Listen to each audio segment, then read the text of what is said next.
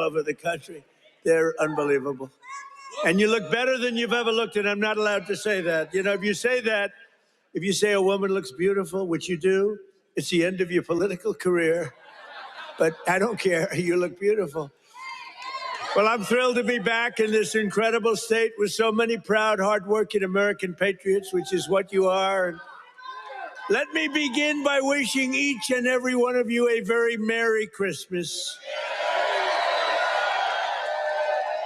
Remember, they didn't want to say Merry Christmas when I first started. 2016, we don't want to say Merry Christmas. I said, no, we're going to bring back Christmas.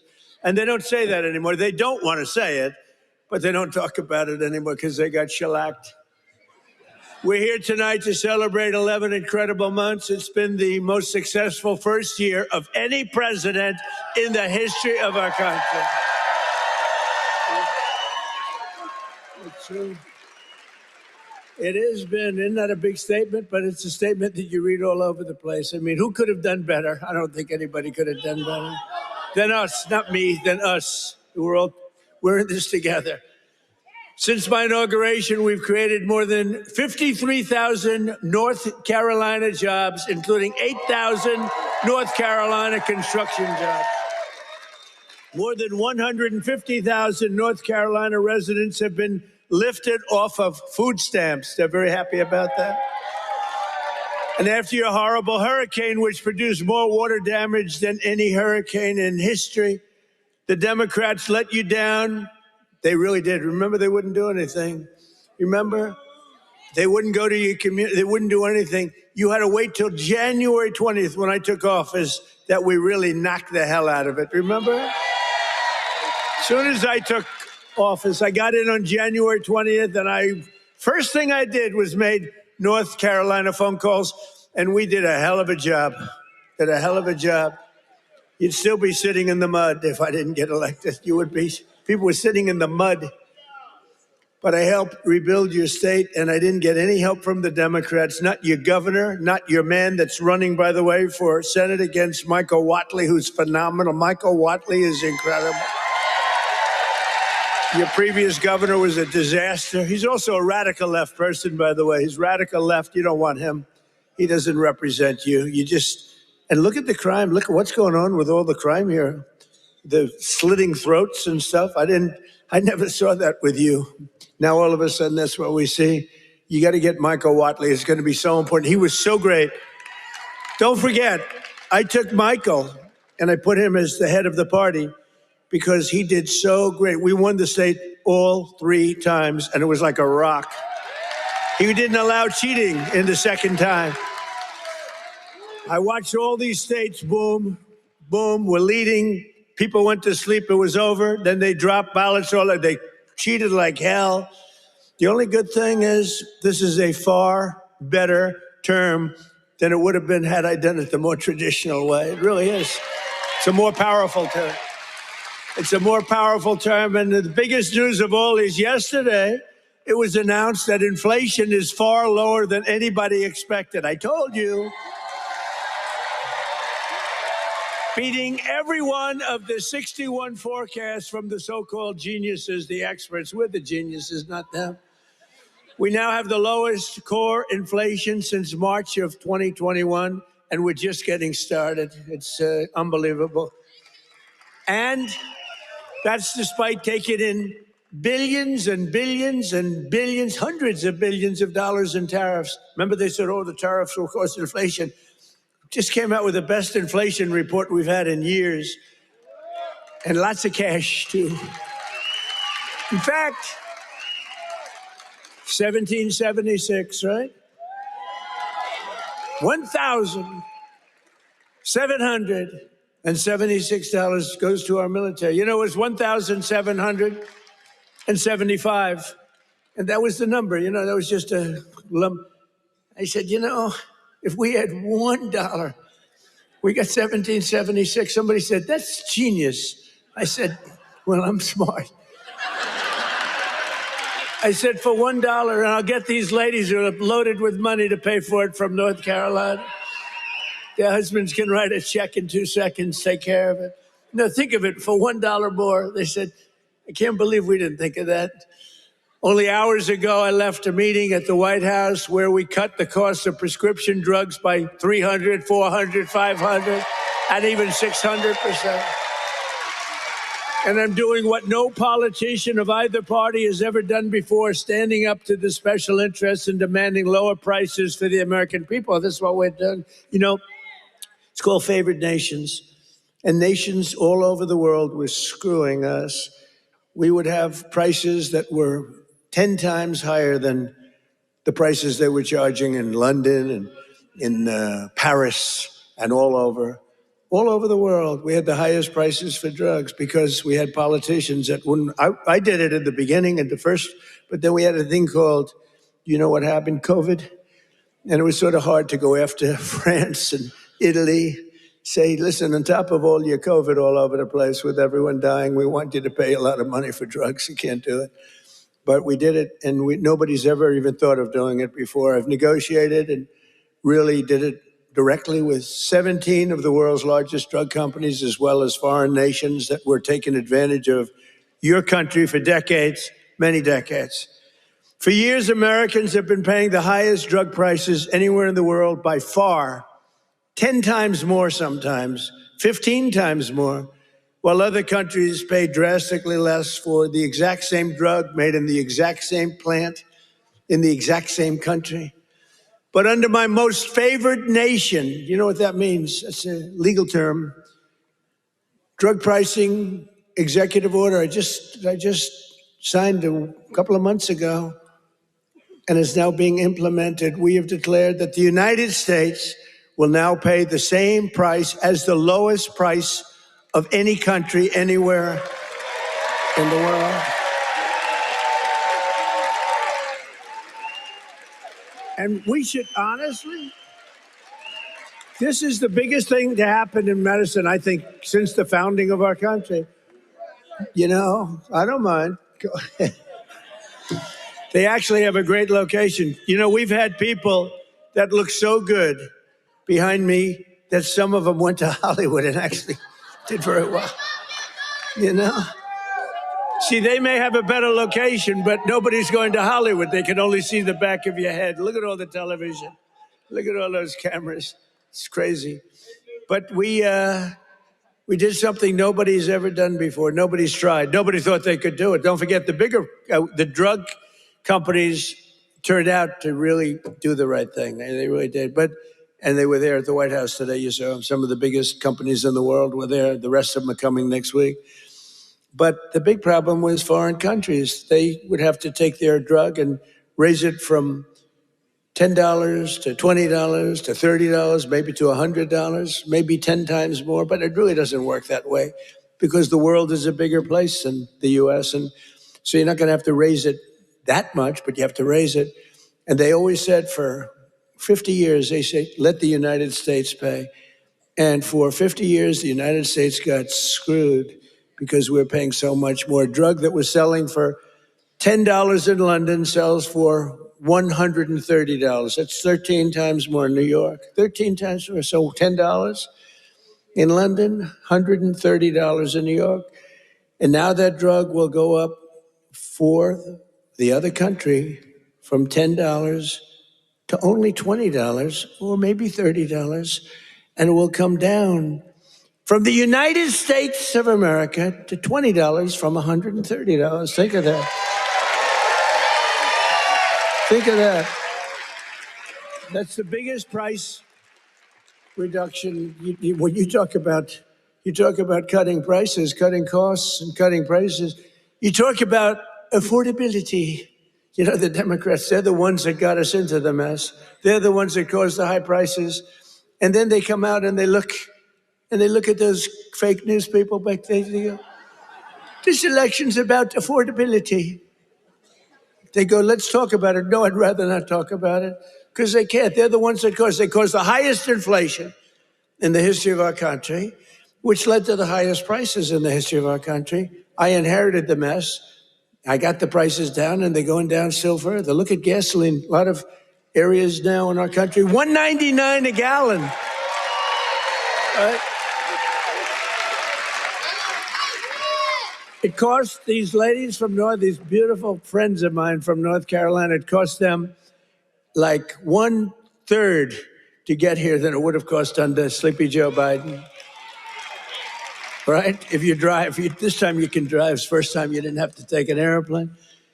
But we had 9 blockbuster agreements. We had 9 of them with the big drug companies just today. The rest are coming over the next couple of weeks. But the first dramatic drug discounts will be available to all Americans starting on January at a thing called TrumpRx.gov. TrumpRx.gov. But this is the biggest thing ever to happen on drug prices, pharmaceutical prices. And it will also tremendously it's going to reduce the cost of healthcare, because healthcare is probably 50% about drugs, right? Your drugs are coming down at levels that nobody ever thought was possible. This achievement alone should win us the midterms. You know, if we did nothing else, I said today, you're talking about like this massive reduction in drug prices that affects everybody. Older people, younger people, middle-aged people, sick people, well people. It's not just like patients, it's everybody. It can never happen. Nobody would ever have done this. It was very hard to do. I had countries laughing at me. I said, listen, you're going to have to double and triple your drug prices. They said France, as an example, UK, European Union. They said, you must be kidding. They've had low prices for years. The drug companies would go, could you pay more? No, charge the United. They wanted the drug companies, in all fairness, to charge the United States of America. And they made up all sorts of crap. Well, research and development. I said, well, what about research and development? Why aren't they paying also for research? Well, it just never worked that way. They used to use, remember, research and development. That's why we pay more.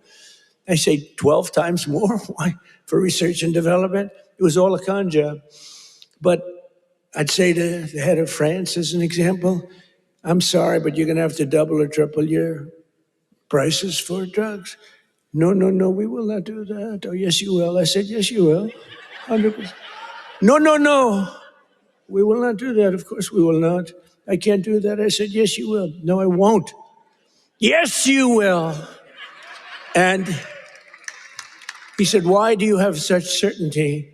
I said, because if you don't do it, I'm going to charge you a 25% tariff on everything you sell into America.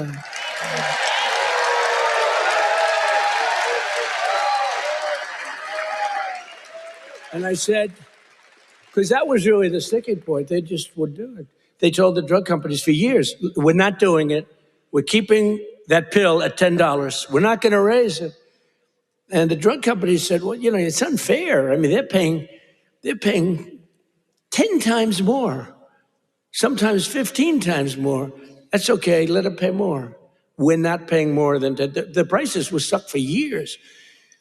And no president did anything about it. Sleepy Joe Biden didn't know he was alive. The last thing he cared about was this. He didn't care about anything. Just wanted to make it through. But they cheated. Look, he was surrounded by radical left. Hey, did you see on Mar-a-Lago, did you see how corrupt that was now? It's all come out. Wow. It's all come out. Some life. It's all come out. They were totally corrupt, radical left lunatics. Not stupid people, by the way. He was, but the people that really ran the country and that really ran the auto pen, they were not stupid. But think about what we've done. Under the Trump administration, America will not be ripped off any longer. So can you imagine these countries?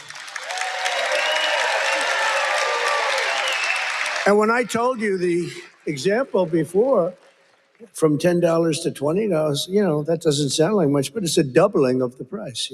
That's a doubling of the price. And if it went to 30 or 35 or 40, that's still a doubling, tripling, or quadrupling of the price. But I said, a 25% tariff, it's much more money than what you're talking about.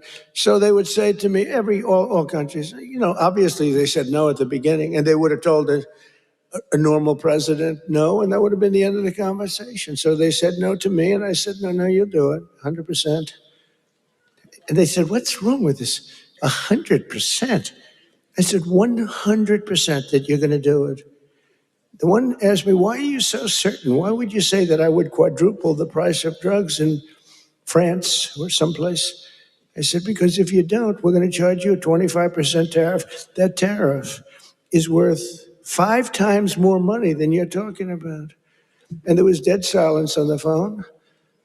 And then when the gentleman, Emmanuel, is a wonderful guy, when he spoke, he said, you have a deal. Have a deal. He's a nice guy, too. But you can't blame him. You know, this has been 40, 50 years. You can't blame him.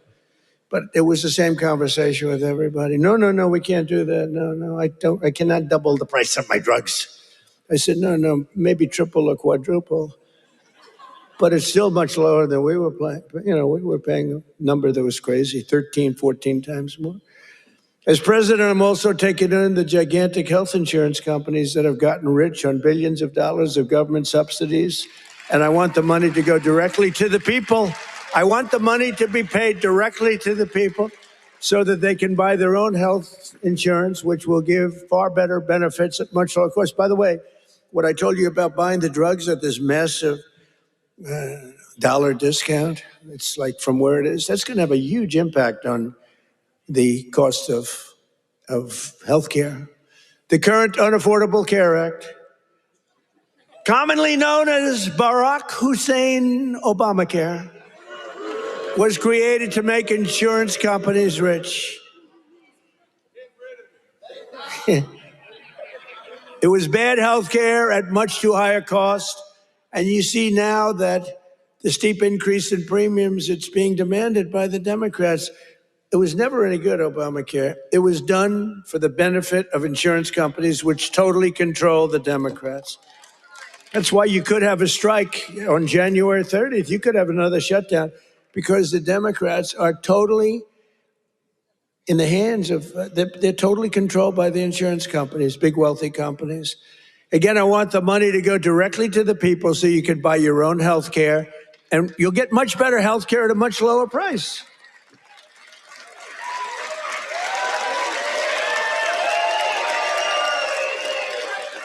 And the only losers will be the insurance companies that have gotten rich. How about these companies? Some of them have gone up 1,400%, their stock prices. One, I think, went up 1,700%. How many people have ever bought a stock that went up 1,700%? And think of it. They've taken in billions and billions of dollars. And the Democrat Party is also just, it's, look, I don't know what they're going to do, because I don't know how anybody beats us when we say that we want the money to go to the people so you can buy your own health care. How can it ever be better than that? I wanted to do that at the beginning in 2016, but the politicians told me, sir, don't worry. I was a little bit inexperienced. I've never done this before. Now I'm quite experienced. I've seen things that nobody would have thought possible. But I said, why do we have this crazy Obamacare, or as we call it, the unaffordable? Isn't that a great name? The Affordable Care Act. I call it the Unaffordable Care Act.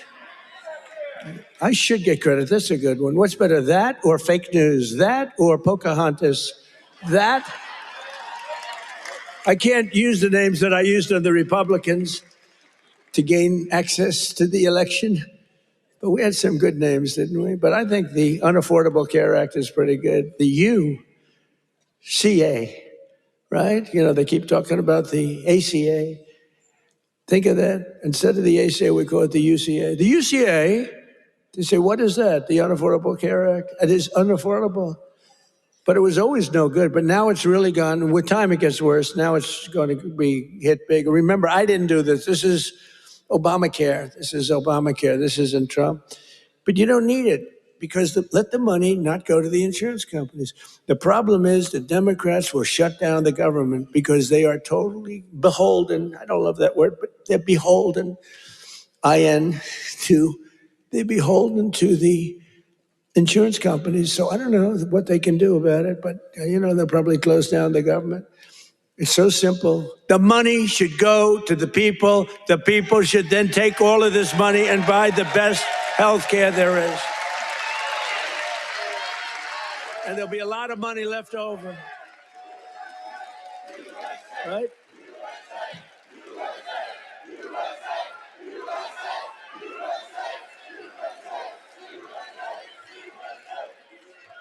But they'll not be happy. But that's okay with me because you, the hardworking citizens, and finally you're going to have great health care at the right price, so you're going to have it.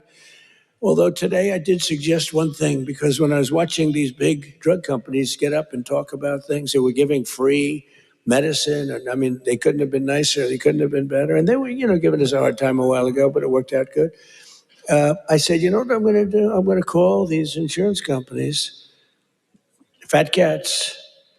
They are fat cats. I'm going to call the insurance companies and I'm going to set up a meeting with them, all of them, and maybe I'll have the same luck that we had with the health companies, with the pharmaceuticals and the drug companies that we had. So rather than just saying we're not going to deal, maybe they'll give us a deal, like cut the price by 50%, and maybe then it starts to make sense. So I'm going to meet with them. Who knows? Who knows? And I'll either meet in Florida. I'm going to Florida. I'll either meet in Florida because I work all the time. So I'll either meet in Florida or I'll meet in Washington the first week right after we all come back to going to our wonderful jobs. And I'll sit down with, it's like 12, 13 people. It's basically these big monster companies, 13, 14 if I want to be generous. Get 14 people in a room and let's see what happens. Maybe they'll surprise us, but maybe we'll ask them for a 50% cut and maybe they'll give it. You never know. You saw what happened with the drug companies. They're giving free drugs. They've been unbelievable, but they do love our country. And I probably think the insurance company guys love our country. They just felt they were dealing with stupid people, so you can't really blame them. Over the past 11 months, we have brought more positive change to Washington than any administration in the history of our country. That's true. And there's never been anything like it. When I took office last January, I inherited a mess, and very simply, I am fixing it. Joe Biden gave us the worst inflation in the history of our country. A lot of people say, the fake news says, it's not the worst in history. It's the worst in 48 years. Oh, okay, sorry. No, they do. They say 48 years is okay. But when I say history, they go crazy. That's when I let them win. I say, I'm sorry, apologize. I like that hat, 47.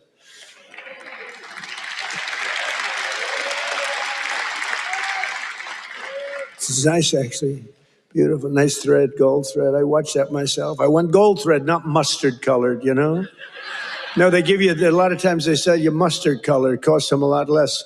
We don't accept those hats. When you have a mustard colored thread, don't accept it. But it caused the prices to be higher than ever before, making it really life unaffordable for millions and millions of Americans. Our border was open and our country was being invaded by an army of 25 million people. Many came from prisons and jails, mental institutions, and insane asylums. You know the difference between a prison and a jail? A prison's more severe, right?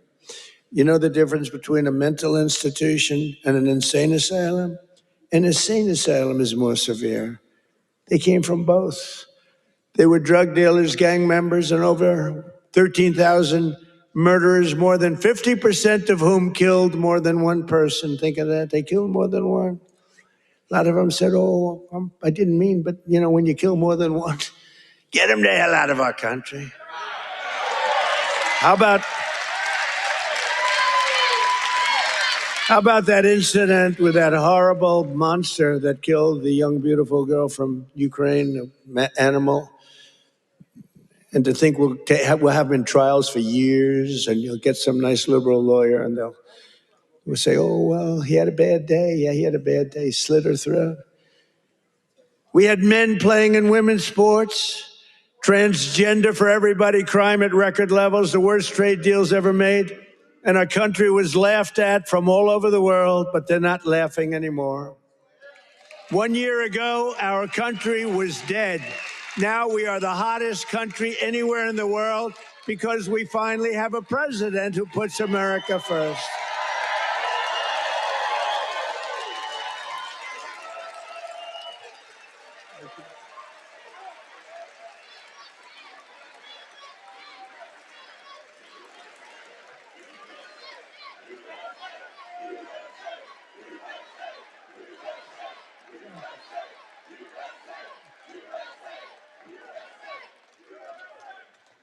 The last administration and their allies in Congress looted our Treasury for trillions of dollars, driving up prices on everything at unprecedented levels. How about the new thing in Minnesota with the Somalians? They stole, now it came out, the great U.S. attorney up there, they came out, think of this, $9 billion, and they think that's just the beginning. They stole, think of it, in their country, they live on nothing, they have nothing. They come here and they steal $9 billion. Are we stupid? I mean, how do we allow that to happen?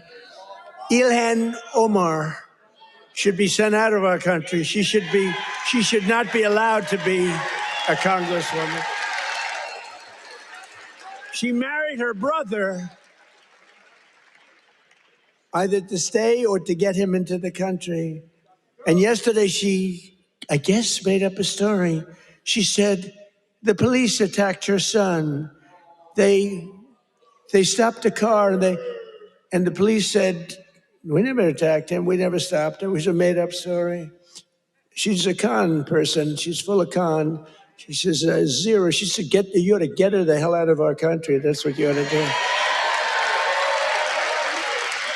She made up a story that the police stopped her son's car and they harassed the hell out of him. It turned out to be a fake story. There was no stoppage of his car, and there was no harassment. But think of that, in Minnesota, this beautiful place, once beautiful, I don't call it beautiful, you got a governor who's a stupid person and a corrupt. He's corrupt and stupid. But he allowed this to go on. He allowed this to go on. Everybody knew what was going on. But what nobody knew is over $9 billion.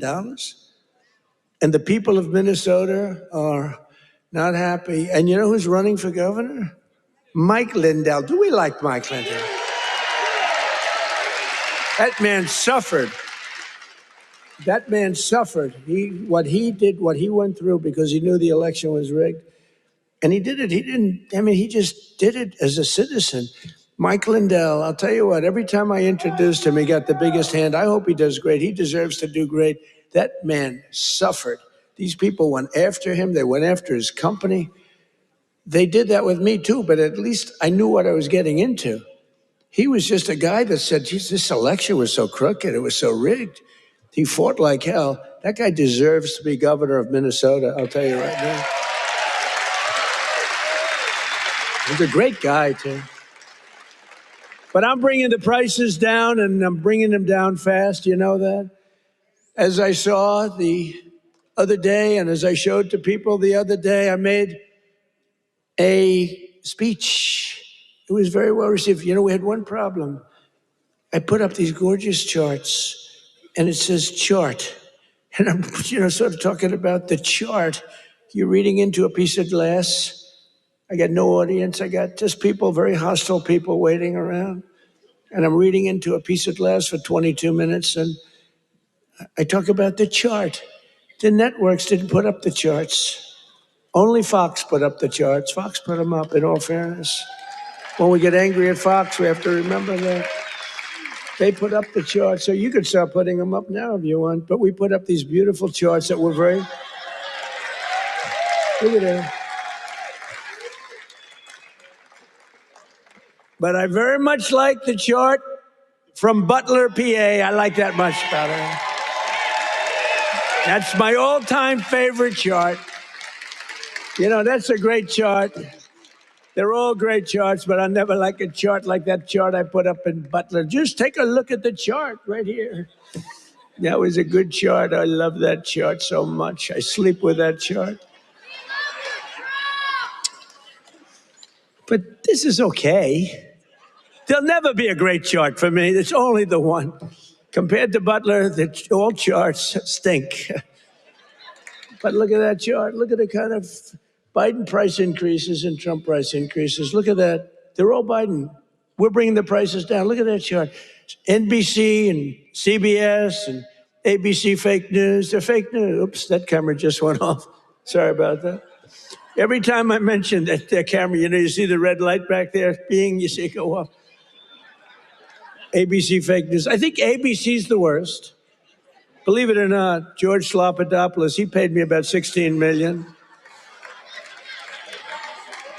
You have George Slopadopoulos. I heard Chris Christie lost his job. They fired Chris Christie. And they have a great young woman taking his place who happens to be Hispanic and happens to be phenomenal. She's going to do a great job. But they fired Chris Christie. And guess you know why? He wanted to eat all the time. No, they fired him. He was bad news. But I'd say ABC is the worst of the networks. I would then say NBC is horrible. I mean, just horrible. They had this guy on, this fake guy, the fake senator. I call him the fake senator from a place called Georgia, right? And he was talking about all the, things. He says he's a church leader. It's funny, if you go in as a church leader, they talk about church and state, right? He's allowed to talk about, he said, I'm going back to my church and I'm going to pray this morning. I'm going to talk about all these issues. If a Republican said that, they start screaming church and state. They don't scream. But NBC is really bad. And CBS, I mean, I love the new owners of CBS. Something happens to them, though. 60 Minutes has treated me worse under the new ownership than they just keep treating me. They just keep hitting me. It's crazy. And then you have Marjorie Trader Brown, I call her, because green turns to brown under stress. So I call her Trader Brown, which I don't like doing because 2 words is too much. 2 out of 3. We're changing to Marjorie Taylor Greene. I'm going Marjorie Trader Brown, so I have to trade. And a lot of people don't understand 2 words is too much to change. I actually like Marjorie Taylor Brown better, but everyone says Marjorie Trader Greene is good, but they're all good. But what the hell happened to her? She must have been a stone cold liberal. She's on CNN now all the time. Can you believe it? And it was only because I couldn't call her back. I have 218, 19 it changes, but we have 200 and some odd congressmen and women. I have 53 senators. I have 212 countries. I've got a family. It's nice to talk to my family, too. You can't call a president every single day, and then when the president doesn't call you back, she goes around saying, he doesn't call me back. He doesn't. I said, Marjorie, I can't call you back. I got 2. I think, Marjorie, I just can't call you back. I'm sorry. And I wouldn't call her back. And she goes onto a rant. He won't call me back anymore. Sorry about that. You can only go so far. Yeah, once a month, once every week or 2 weeks, but you can't, highly neurotic. Her, not me, but I'm neurotic too. I think I'm probably very neurotic too. I always say controlled neuroses is good. Being neurotic, no good, but if it's controlled, that's okay. It gives you some energy. But what the hell happened to Marjorie Trader Greene? It's unbelievable. But she dropped out because I wasn't going to endorse her, and the person I would have endorsed was going to kill her in the polls. So she dropped out. And then they talk about how brave she is. No, brave would be to stay. And, it's one of those things. But she dropped out. I can't believe it that people can change so much. But you can't go from being a strong conservative to a stone cold liberal unless you were lying. You can't do that. I mean, you can stop liking somebody, or you can say, I don't know, she's fake. Look, front row Joe. What are you doing in the second row? What happened? Well, you're in the front row. That's good. It's front row Joe. I don't know who's been there, the front row Joes or you? It's pretty close, I think. Very different. Hey, very different types. Would you stand up, please, in the front row? Just stand up. Look at these women. Look how incredible they are. Right? Even front row Joes will admit they're very great, right? Look how beautiful they are. People like you built our country. You built our country. And that's why we love you. You built our country. The people in this room built our country. Under Sleepy Joe Biden, Car prices, gasoline prices, hotel rates, airfare, and more went up 30 to 75%. Now they're all coming down. We're all coming down. Take a look at that. Isn't that beautiful to look? The same is true with groceries. The price of a Thanksgiving turkey was down by 33% compared to Sleepy Joe's high-priced era. Don't forget, when you have the highest inflation in history and or 48 years, do we think 40, and look, in terms of a speech, I think 48 years is the equivalent of history. Do we agree? Can we say? Because they had a piece on me today in one of these fake newspapers, which are all dying. They're all going bankrupt, thank God. But they're the worst. That I misrepresented by saying history. It's actually 48 years. And I said, you know, that's not a bad misrepresentation, I don't think. The price of eggs is down 82% since March. Do you remember? There the people are. Do you remember? Fake news. Do you remember when I just got elected? It was a big thing. We won every swing state. We won the popular vote. We won by like 312 to 200 and something, and like low 200. And we won everything. We won districts, the word district. We won districts by 2,750 to 525. That's a slaughter. And that's the thing when you see everything's red except for two little lines on the left and the right, meaning New York and California. That's the one that really is incredible. 2,750 to 525. We won everything in a slaughter. We won everything. And what a great thing it was, right? When you can have an election that good. And they tried to rig it. Remember we had the thing? Too big to rig. Remember that statement? That was a big thing. They tried like hell. They gave up at about 9:02. It was too big. It was just a landslide. They couldn't do it. They cheated a lot. But we made it too big to rig, and I appreciate you getting, I said, the polls had us up, pretty way up. And a lot of times when that happens, you'll say, let's go out and watch a movie, and we'll come back and watch the president win. No, I said, don't watch a movie. Go out and vote. But it was too big, so it came back. What an evening. That was, what was better, 2016 or 2024? Tell me. I don't know. 2016 was pretty monumental. What was better? I don't know. Beating Hillary was fun.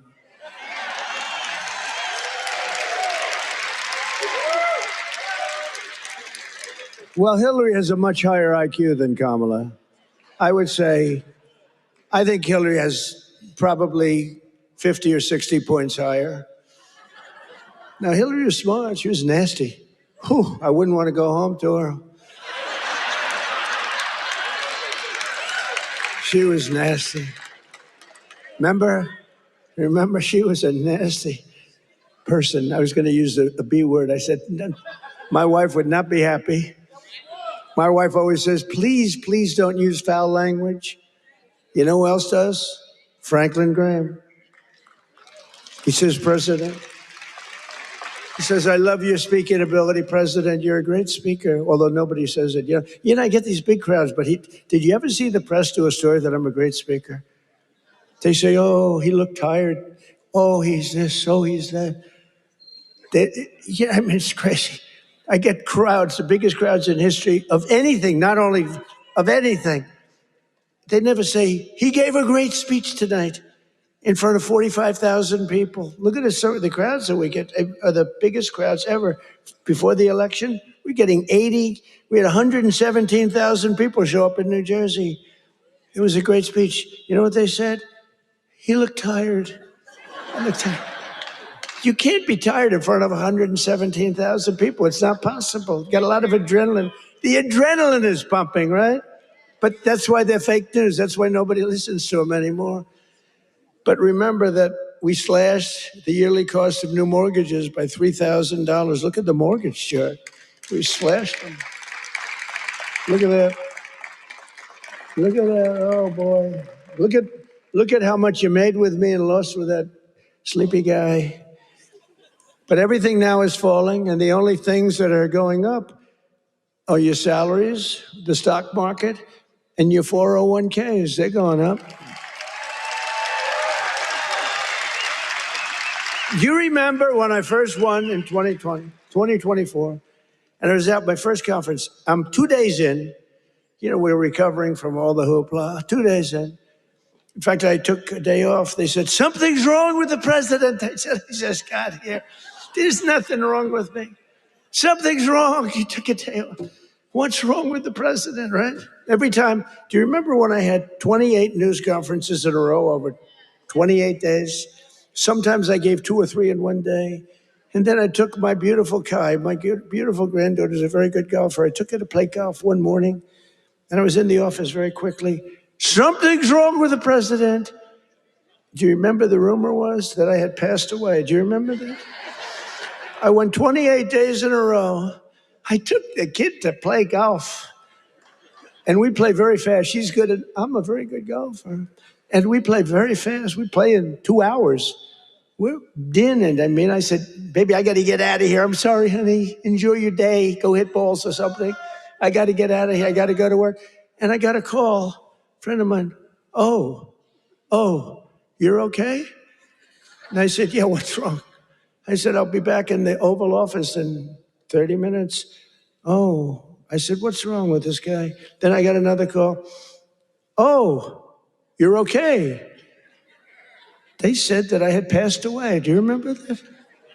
First day in 28 days, these people are sick. That's why I've taken more physicals, because I think you have an obligation to, report. And I hate when they put out false reports. So they put out a report that Donald Trump. So I took a lot of physicals. And I did something no other president's ever done. I took cognitive tests, because I know that, and by the way, not easy.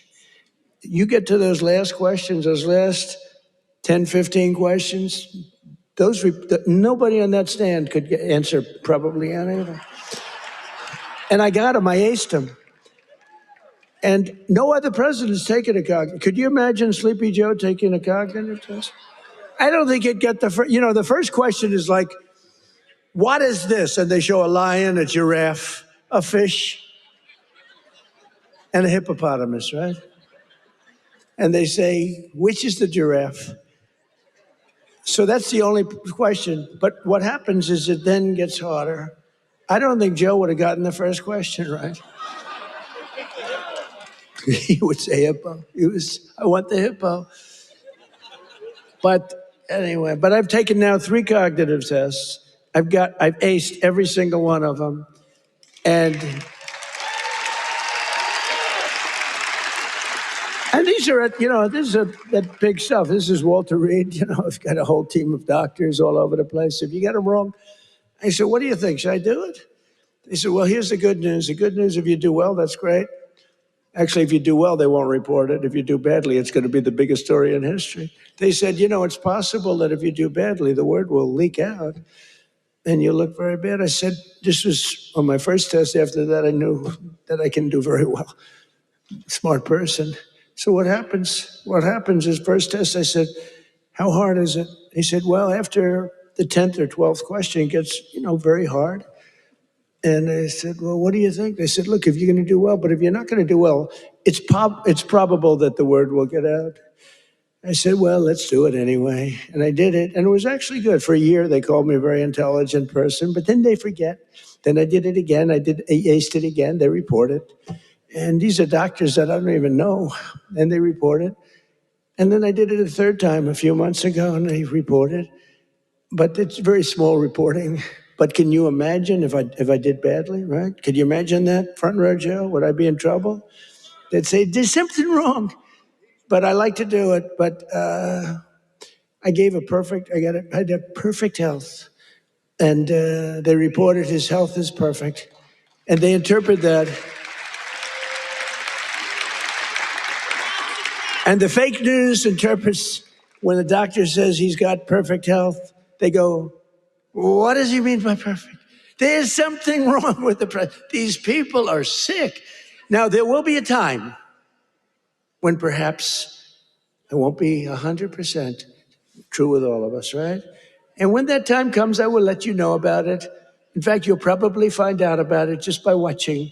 But that time is not now, because I feel the same that I felt for 50 years. I really do.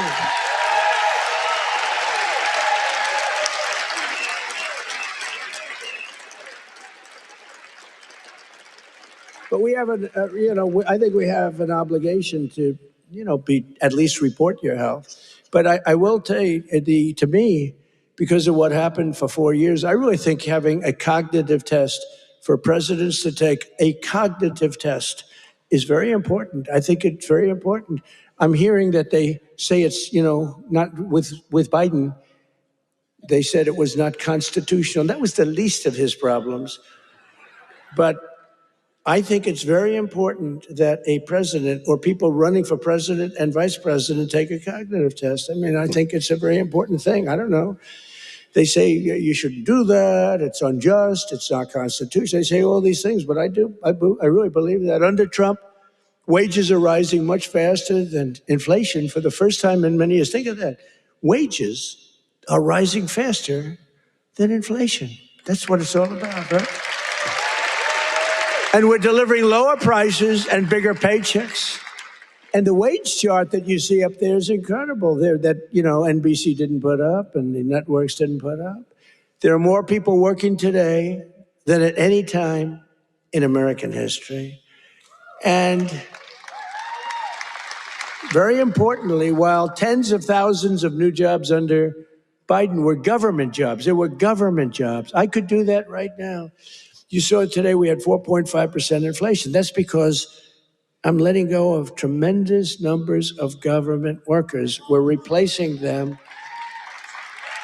In fact, we've reduced the federal workforce by 270,000 jobs. That's not to be mean. That's to get them off. And they are getting jobs in the private sector, and we're helping them to get jobs. But if you have all government jobs, we're going to be, a country that we don't want to mention names because we don't want to insult, but we're going to be a country that cannot be great. 100% just came out, 100% of all jobs created since I took office have been in the private sector. The only way to make our country great. Think of that. Think of that. 100% of the jobs created are in the private sector. Now, if I want to make some good numbers, I'll add 300,000 jobs. I can do it with one phone call. Each agency hire 25,000 people today. They hire them immediately. They pour in, and the 4.5% would be down to 2.5% in a matter of moments. I could get it down to zero. Hire a couple of million workers, please. Oh, the country's booming. We're down at zero, but that's the destruction of a country. That's what Biden used to do. They used to hire 10 people for one job. They'd have 10 people, would look at a job and would say one person can do the job, but let's give it a break. Let's do two and they'd have 9 people for one job. And that's really tantamount to a failed country. In 4 years, the last administration secured less than $1 trillion in new investments in our country. Think of that. 4 years, less than one. 4 years, the whole term, less than $1 trillion. In 10 months, I have secured a record-breaking $18 trillion more.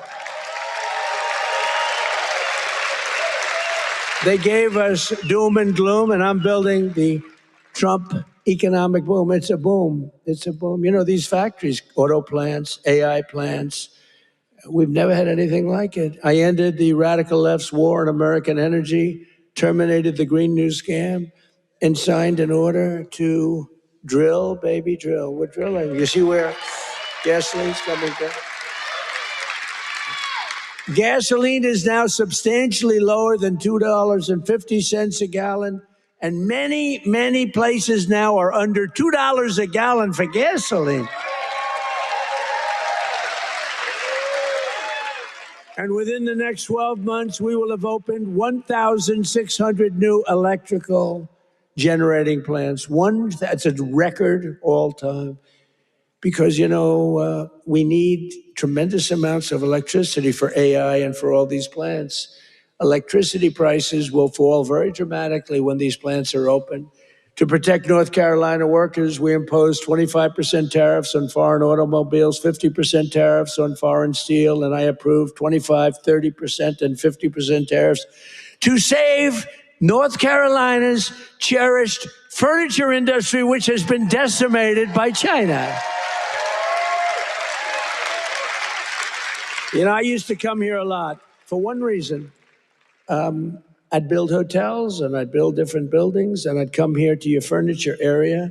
I used to love it. Those people were so talented. I'd buy so much furniture.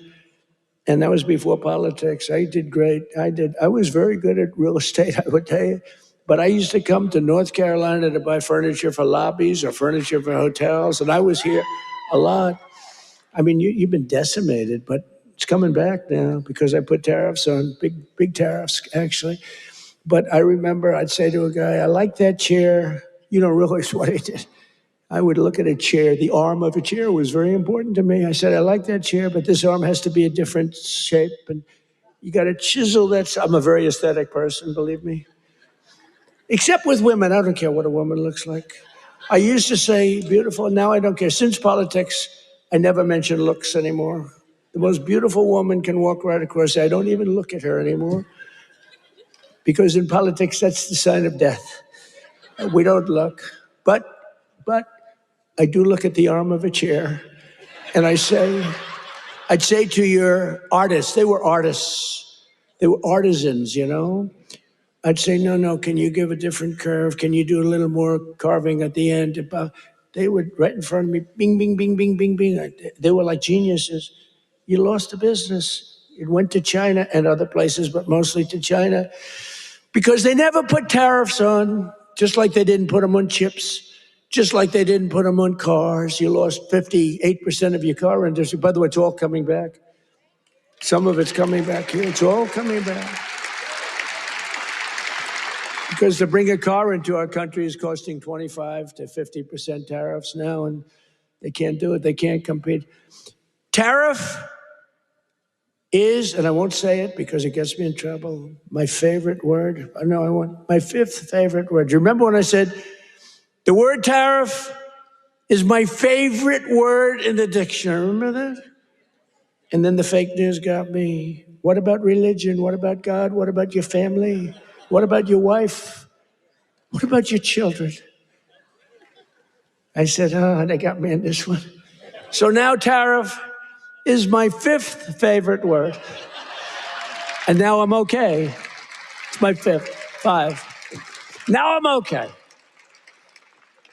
But starting in the new year, the people of North Carolina will also see the dramatic results of the largest tax cuts in American history, including no tax on tips, no tax on overtime, and no tax on Social Security for our great seniors. No tax for our seniors. Tell me what? Let's do a poll. Because you know these pollsters charge you $1 million to ask a question, then they just write down an answer. They don't do polls. It's a total con job, some of these polls. One thing I don't like about Fox is their pollster. Total fake. Their pollster's the worst. They've been saying they're going to get rid of them for 10 years. The fake pollster, then you have the election, you win by numbers that are like through the roof. But Fox has been treating me good. They have great people there. Sean Hannity is great. Jesse is great. Laura is great. Greg is great. They're all great. We have great people. The morning is excellent. Who? What? Which corruption? Where? Oh yeah. Well, we have to do that. We're going to take care of that. We're going to take care of corruption in our country. I mean, I was talking about Fox. I don't know. He's talking about corruption. No, it's okay because he's on our side, but he's just a little ahead of me. He's talking about corruption. I'm talking about Fox, how good the anchors are, right? But they are really great. They are very good. But the pollster's no good. You know, he's no good. The pollster's terrible. But we still get good numbers. But the numbers are actually much better than that. But we're joined tonight by Heather Whitley, a bartender and server in Nashville, North Carolina, who will save over $5,000 from no tips. Think of that. From no tax on tips. Heather, where are you, Heather? Are you here, Heather? Where are you? Where are you? You want to come up? You want to come up? Come on up. She's going to save over $5,000, no tax on tips, toward a down payment on her first home. So, Heather, congratulations. Look how amazing she is, right? Come on up. I don't know how you're going to get up that stair. Are you okay? Look at her. She has no problem. Somebody else would not be able to make it. Thank you, darling. Nice to see you. Want to say something? Go ahead. Well, it's been a tremendous help. It's now allowed me to invest in my first home, and that is the American dream for all of us. I don't have much to say, so sir. Good. Thank you so much. You said it perfectly. Thank you, darling. Thank you.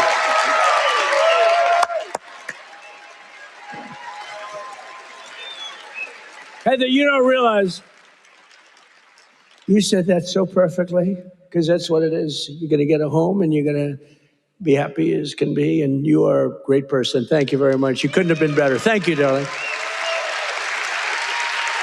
Also with us is Austin Harding, a police officer, highly respected, a loving father from Monroe. Austin and his wife are raising a son with autism, a beautiful son, beautiful, beautiful person, and are passionate supporters of MAHA, and they love Robert F. Kennedy Jr., so do I. And with no, thank you, Austin. And with no tax on overtime, Austin will have thousands of dollars, many thousands of dollars more to help care for his wonderful son. Last but not least, we have Carolyn and Charles Thurston, who run a successful small business providing care to senior citizens. That's great. Not only did we make their small business tax deduction permanent, helping them to expand, but under no tax on overtime, their employees will have much higher take-home pay, and that makes their job a lot easier. So, Carolyn and Charles, please stand wherever you may be. Oh, that's great. Thank you. So it's going good? Going good? Good-looking couple. Thank you very much. Another key part of our tax cuts is known as Trump accounts. You hear about that? You put money in, and they are knocking them dead. It's great. It's Michael Dell Computer. He put up $6,250,000,000. How do you like that? He started with no money, and now he puts $6 billion plus into the first accounts. I mean, think of that, $6 billion. It's, to be exact, $6,250,000,000. Even the second part is a lot. And we've had a lot of great Wall Street titans and a lot of great real estate titans. They're all putting money in Trump accounts. It's for kids. They get a certain age and they're going to have money. It's going to double and triple. Hopefully, it'll do well. Under this new program, the federal government will be creating an investment savings account for every single newborn American child with $1,000 to be invested and grow over the course of their life. So they'll reach 21 years and, it could be very good. They will consider themselves rich. I mean, it's a lot of money, actually. Friends, family, employers, and loved ones will be able to add thousands more each year, like a trust fund for every American child. It's something that people have wanted to do, but honestly, I give Mr. and Mrs. Michael Dell, go out and buy a computer from Dell, because I'll tell you what, they love the country. Great people. Every single Democrat in Congress voted against these incredible benefits. Every single Democrat said no, including a guy named Don Davis right here from this district. He voted against it. That's why you got to vote against him. Don Davis voted against no tax on overtime. He voted against no tax on tips. And he voted for the largest tax increase in American history. He wanted the largest tax, and he's your congressman. So I don't know if you know him. And honestly, I'm good at politics. I never even heard of this guy. So he hasn't made a big impact. But he voted yes on every single Biden disaster, including massive inflation, open borders, sanctuary cities, and the Green New Scam. Don Davis betrayed North Carolina. Don Davis did nothing about the flood. He did nothing about the hurricane. I did it all with your congressman and with a couple of Republicans from your state that put their lives on the line to make sure this got done. And we had to wait till January 20th. They wouldn't do a damn thing. The waters didn't recede. They were living in areas that didn't have water, and now they were surrounded by water. And by the way, Elon Musk, with his incredible, you would call it contraption of communication, incredible. I said, Elon, we need 500 of those. You couldn't get them because it's been very successful. He said, you'll have them tomorrow. Got to give him credit for that, you know. I have my little disagreements with him. I don't believe in the mandate where everybody has to have an electric vehicle within an hour. You know, I don't, but you got to give him credit. He really saved a lot of lives. Here tonight are some of the warriors who, unlike Don Davis, who's a disaster, vote against him, stood up for North Carolina, including Congressman Tim Moore and Brad Knott. Where are you guys? Hey, fellas, come up real fast. Come on up. Come on up. I'll tell you, these guys were, look at them, two handsome gentlemen, extremely different types. Yeah, that's great. Say hello. Say a couple of words. Thank you, man. Thank you, President. Appreciate it.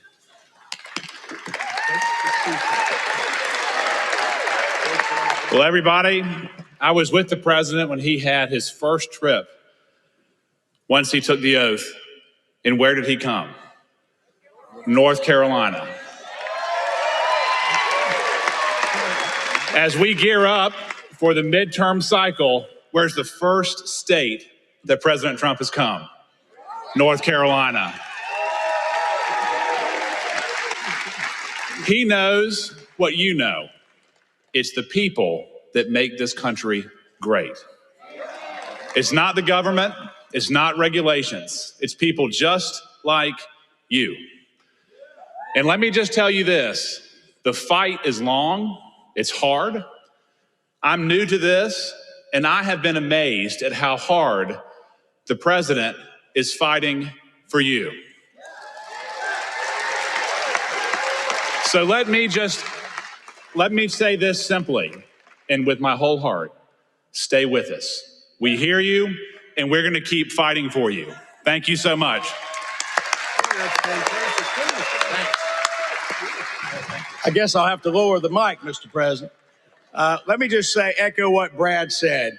I cannot think of a better president in the history of the United States. Someone who loves this country, who does so much. Mr. President, I don't know how you do it all. You make the Energizer Bunny look slow. It's absolutely incredible. The leadership that this man shows, not only in our country, but on the world stage. We are finally respected around the world again, and that is not an accident. Mr. President, North Carolina loves you. The United States loves you. Thank you for what you're doing. Great job.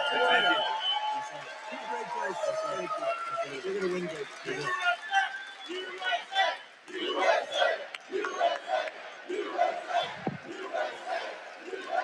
Great job. That's a great job. Boy, oh boy. Well, they're going to win good, but you got to beat that other guy. Thanks also. I want to thank somebody very special. He's the Secretary of Labor, Lori Chavez DeRemer. Where's Lori? Larry, thank you. What a job. What a job you've done. Our friend did me a big favor when he recommended you. I was recommended by a great guy, a great friend of mine, and a big fan of Lori. And he said, I have somebody that would be great. And that was an understatement. You've been unbelievable. Thank you very much, Lori. Appreciate it. And another one has been incredible, got a lot of energy. Director of Federal Housing Finance Agency. He's done a phenomenal job. Mr. Bill Pulte. Bill, thank you very much. Thank you, Bill. Also, State Senator Phil Berger. Phil, thank you. Great. And we have a lot of political people here. I would like to introduce them all. Will be here, but one we have to introduce, fellas, is Michael Watley. And he was the head of the Republican Party. Before that, he was the head of your party right here, the Republican Party, and we won. We won 6 in a row, 3 primaries and landslides, and then we went on to win the election all 3 times. So we won 6 in a row. I've never had a loss with him. And when I won look, we did phenomenal. It turned out, we won 3 times in a row, just so you understand. I don't mean here, I mean all over. We won 3 in a row. They might have done us a favor, but we won 3 in a row. But when we got screwed in the second election, it didn't happen over here. He had 601 lawyers he hired. They had lawyers at every single ballot box, and other people were cheating in other states that we won by a lot, and they were cheating. You could see it go, here we are, wah, wah. And you remember they have ballots all of a sudden. We just found 75,000 ballots, a total rigged deal. And by the way, you have not heard the last of that, I can tell you. But in this state, that didn't happen because you had a guy named Michael Watley, and he had every box secured. He had, I think, 2 or 3 lawyers at every station, but he had over 600 lawyers, I think 600. And I said, how many lawyers did you have? 601. I said, that's like genius. He was ahead of it. And you'd watch, people went to bed that night. Everyone said the election's over, Trump won. And then all of a sudden they woke up in the morning, and 3 o'clock in the morning, they found hundreds of thousands of votes in some of these states. It was a rigged election, but not here because of him. And I said, I don't know if I'm doing this again, but if I'm doing this again, I want Michael Watley. I said, the guy from North Carolina, I want him to head the Republican National Committee, the RNC. And he did it. He did it beautifully. Come on up, Michael. Come up. He did it so well, and we had the big election when he worked with Laura. Now, how good is Laura? Laura Trump, who was born here, loves this state so much. She could have done very well. By the way, I think Ted Budd is doing a very good job, too, I have to tell you. And I will say this, Tom Tillis fought with me for the Lumbee tribe, the Lumbee. I love the Lumbee. And he's really been very good. We had a little dispute, but these are, it's fine. He's been really good. Tom has been very, very good, and I appreciate it very much. And he's been very strong on the Lumbee tribe, and I think they're going to get out and they're going to vote. The Lumbees, you have some here. You have some of the leaders here. If you could, you want to stand up if you're there? It's really great. Thank you very much. We appreciate it. Let them know we appreciate it. We got to get every one of those 60,000 votes or whatever. We got to get them for this guy. But the Lumbees have been great. I've been with them from the beginning. We got them across the finish line. But I want to ask Michael to say a few words. He's just been an unbelievable warrior. And I said, if I do this again, I'm going to get that guy in North Carolina who wouldn't let that phony, they tried here too. They couldn't get away with it. They tried. He stopped it. He's a tough, strong guy. He's also a wonderful human being, he's just a great person. And I want to tell you, him and Laura Trump there's never been a better team. In fact, I said, before he did this, I said, if you had your choice for anybody to be your co-chair, who would you pick? He said, I'd take Laura Trump again, right? Yes, sir. You did say that. But I'd like to have Michael say he's in a fight against a radical left governor who did a shitty job for you. And I really want you, either way, but either governor, because you have another governor that's a Democrat. Virtually, I think every state run by a Democrat is a failure. Think of it. And now your state with all these killings, I never heard of killings, but all of a sudden, and they came in through Biden with his open border craziness, and these are vicious people. But I want this man to say just a few words because it's so important that he wins. You don't want to have a radical left senator that basically wants to have open borders, transgender for everybody, men playing in women's sports. Michael, are you in favor of men in women's sports? I am not. Are you in favor of transgender for everybody? I am not. Are you in favor of open borders? No. Thank you. Samuel. Thank you, sir. You know, in 2015, Donald Trump came down that golden escalator, said he was going to make America great again. And he was going to do it by rebuilding our economy, restoring our borders, and making America respected around the world again. And I said, I'm with that guy. And we won in 2016, and we won in 2020, and thank the Lord that we won in 2024, and Donald Trump right now is serving as the most transformational president in our lifetime. And President Trump, my pledge to you is this. When I win this seat, when I am the next senator from North Carolina, I am going to be a fighter every day for this great state. I am going to be a conservative champion for North Carolina, and I am going to be an ally to our great president, not just the 45th president, but the 47th president as well, Donald J. Trump.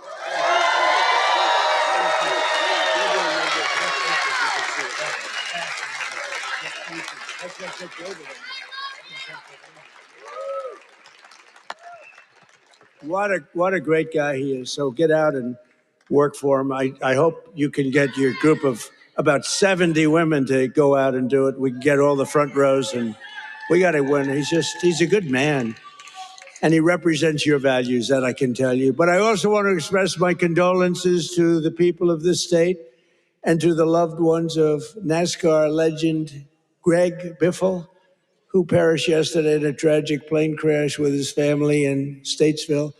I met him twice. He was just a great young man. And what a tragedy that is with his whole family. So I just want to pay our condolences, our love. Please. I'll tell you, North Carolina will never forget them. He was, and his family were incredible people. Together, we've achieved more in less than 1 year than most other administrations achieved in 8 years, which is true. Most of them didn't achieve much. Within a matter of weeks, we ended the invasion of our southern border. For the past 7 months, 0 illegal aliens have been allowed into our country. Think of that, 0. And that's made up by Democrats. A feat which everyone said was impossible. Biden and the radical left Democrats in Congress turned North Carolina into a dumping ground for tens of thousands of third world migrants, driving up your rent and your housing costs. According to a government report, over 60% of growth in the rental market came from foreign migrants, paid for by the federal government, by the way. Paid for by the federal government, you, the taxpayer. Mass migration fueled mass inflation, but now we are fixing it, and we have record-setting deportations, and we're really focused on the bad people. We're really focused on the bad people. We have farmers who are great people. They know what they're doing. But we're focused on the bad ones. We're getting the murderers, the drug dealers. We're getting the ones from prisons. We're getting them the hell out of here. We're focused very strongly on that. For the first time in 50 years, we're seeing reverse migration as migrants go back home. We're saying, go back home, please. And we want the bad ones to go back home because those are the ones that caused the problem. And think of Washington, D.C. So, I mean, outside of the terrorism attack from 3 weeks ago. And by the way, that young, beautiful man is doing well. You know, we thought we lost both of them. And we lost one who's looking down on us right now. But it looks like he just stood up. Can you believe it? He stood up today for the first time. 2 great people. Sarah's looking down on us, and from heaven, she was incredible, doing so well. But he's doing, they were both about the same. We thought we lost both of them. Hit in the same area, if you can believe it. He was hit hard. But and his mother, Monica, I spoke to her the night of, sir, he'll be okay. Every doctor was saying he doesn't have much of a chance. And she said, sir, I'm telling you, I know my boy, he's going to be fine. I can't believe it. And literally, actually yesterday, he stood up. And he's talking a little bit. I mean, the whole thing is incredible. The mother, I've never seen anybody. I never saw anything like it. She was so positive. She said, I'm praying, and everybody's praying, the whole country's praying, and there's no way he's going to have any problem. He's going to be just fine. It's not even that he was going to make it. It was like, he's going to be fine. Incredible person. In the year before my election, all net job creation was going to foreign migrants, all of it, 100%. Since I took office, 100% of all net job creation has gone to American-born citizens. The migrant invasion also brought massive crime. What's happening with the killings in North Carolina is indescribable. I mean, for the first time, you're in national news all the time with the killings. That's because you're run by Democrats. 2 weeks ago, an illegal alien from Honduras who entered under Biden walked onto a train in Charlotte with a large knife and brutally stabbed a passenger multiple times in the chest. The same savage criminal alien had previously been arrested 2 months earlier, but he was released by authorities to pillage and kill, which he did. Also recently in this state, you saw this one. Nobody could watch it. Another monstrous criminal with 14 prior arrests plunged a knife into the throat of an innocent, young, beautiful girl, Ukraine. She was from Ukraine, who was sitting on a train. You could see she was scared to be there. You could see that, right? Everybody knows what I'm talking about. She walked onto the train. She was afraid to be there. What happened to North Carolina? You didn't have that condition. And then she was attacked from behind violently by this savage. No one can ever forget that look of shock and terror on the young woman's face. It happened so fast as her murderer walked down the train car, dripping with blood all over. Passengers are looking at him. They're saying, what is that? There's blood pouring out from every part of him, from the knife. For years, radical left politicians have been releasing bloodthirsty, violent offenders and criminal aliens back onto your streets under our leadership. We're finally getting illegal aliens and vicious felons off the streets and throwing them out of our country, or in some cases, putting them in the toughest jails in the world because, frankly, we don't want to let them into their country because we don't want to take a chance that these animals will come back. We're restoring law and order in America.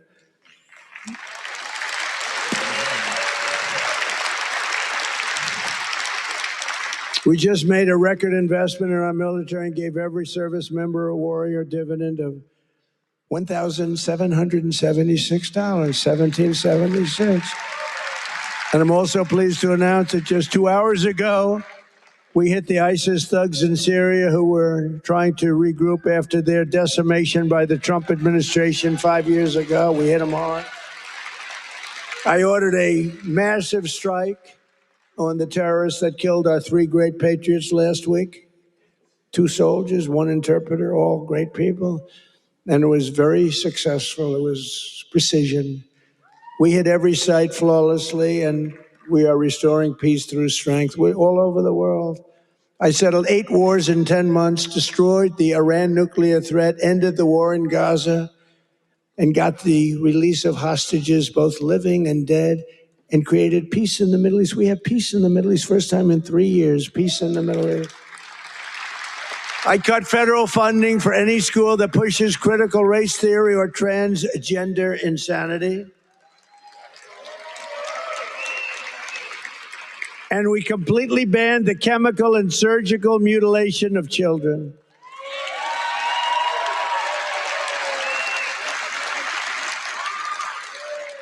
Can you believe I'm standing here, 2025, talking about I banned the surgical mutilation of children? Could you imagine 15 years ago saying that? People would say, this guy's crazy. What the hell is he talking? The surgical mutilation of children. I banned it. And it's a wonderful thing I did. But can you imagine having to even say it? Or can you imagine having to say that we are keeping men out of women's sports? Frankly, that's less important if you want to know the truth, but it's very important. The surgical mutilation I had to ban, and I did, I banned it.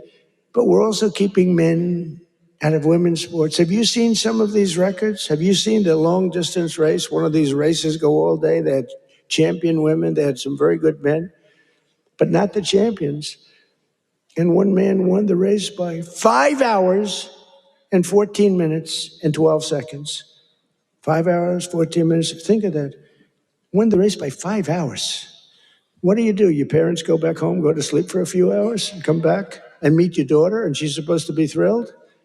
What kind of crap is that? Or the weightlifting records, where people that never lifted a weight before are going into the women who are fighting national championships, almost Olympic championships, and they're lifting 112 pounds more, and they've never done it before?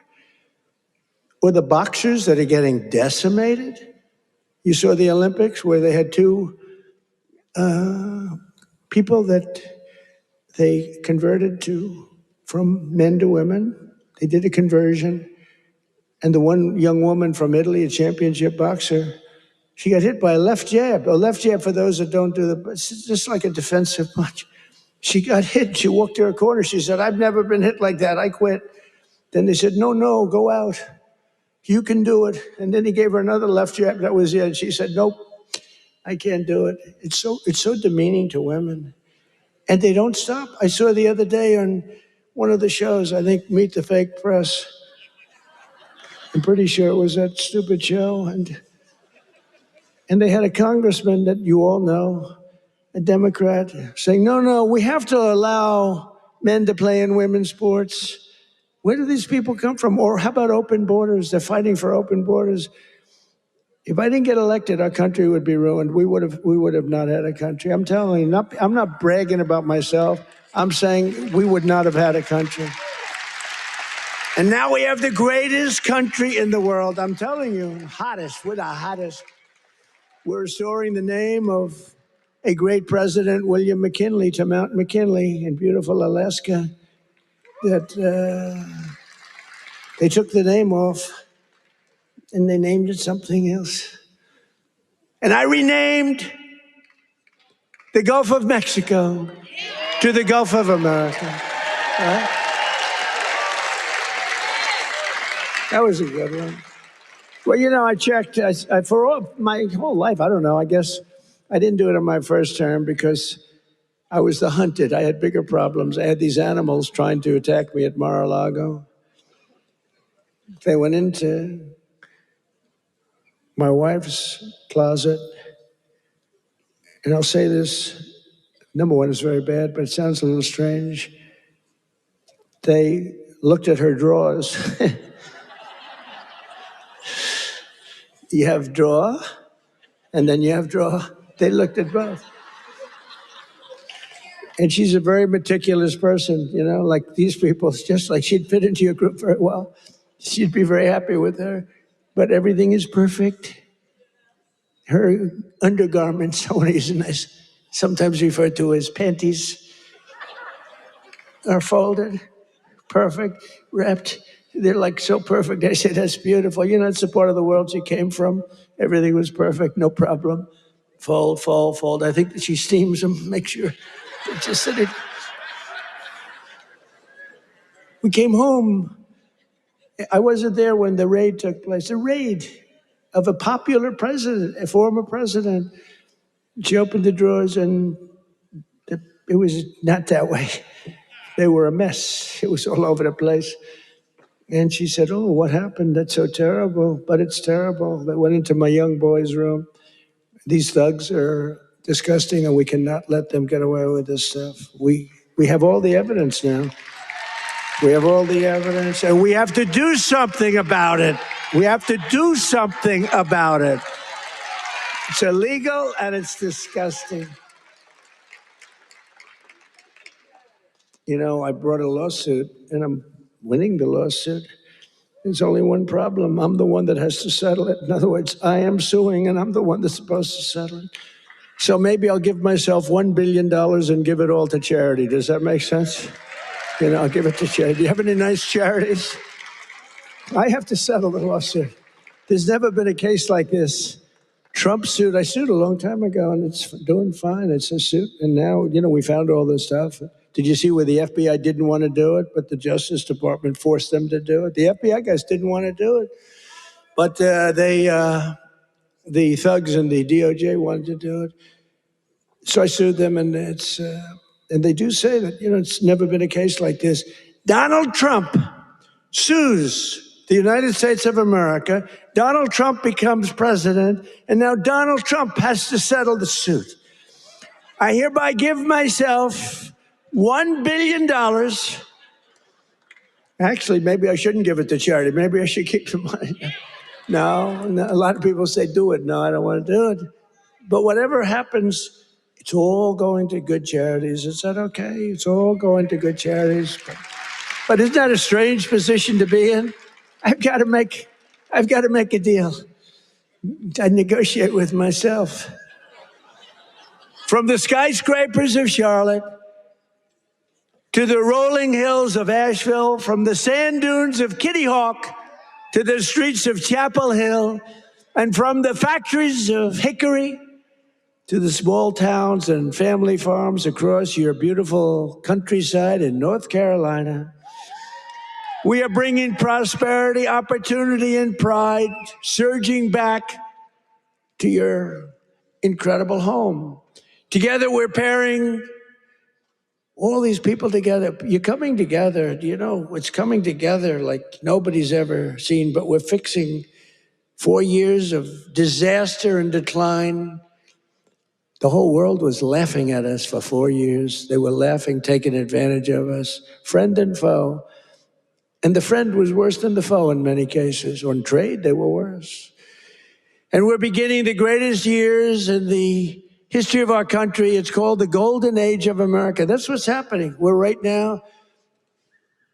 a dead country. Now we're talking about the Golden Age of America. Think of it in 10 months. Think of that. So in conclusion, tonight, after just 11 months, our border is secure. Our spirit is restored. Inflation is stopped. Wages are up. Prices are down. Our nation is strong. And America is back. And every single day of this administration, we will keep on working for the hardworking citizens of America. We will fight, fight, fight. We will win, win, win. And with your help, we will make America powerful again. We will make America wealthy again. We will make America healthy again. We will make America strong again. We will make America proud again. We will make America safe again. And we will make America great again. Thank you, North Carolina. God bless you all. And Merry Christmas.